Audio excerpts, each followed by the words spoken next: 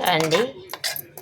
ఇగో మా ఆవిడ ఎడుతాడని దోశ వేసిద్దామని అయితే పెరుగులో పెరుగు పోసి ఉప్మా రవ్వ నానబెట్టిన బన్ రొట్టెలాగా చేద్దామని. మరి వాడు తింటాడా తినడా చూడాలి. ఈ వీడియో మొత్తం చూడండి,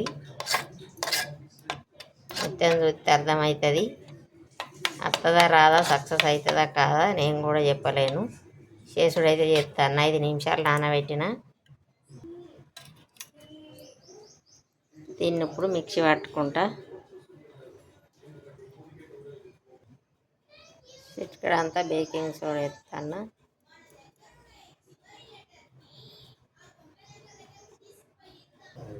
సరిపడ ఉప్పు.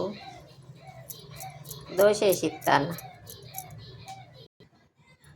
చిన్న కడాయి పెట్టుకున్నా, కొంచెం నూనె వేసుకున్నా.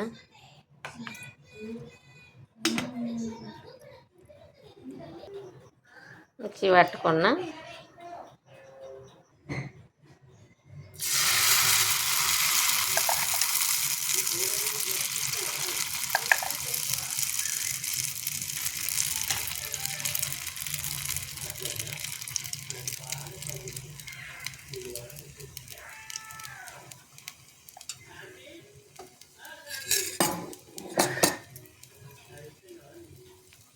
ఇప్పుడు మూత పెట్టుకుందాం.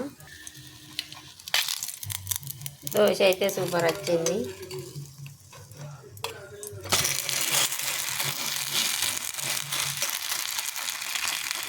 లిటిల్ బాబు తినేవి రారిగా.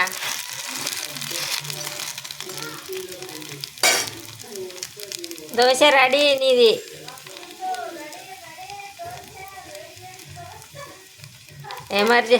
ఎమర్జెన్సీ వేడి వేడి దోశ రా.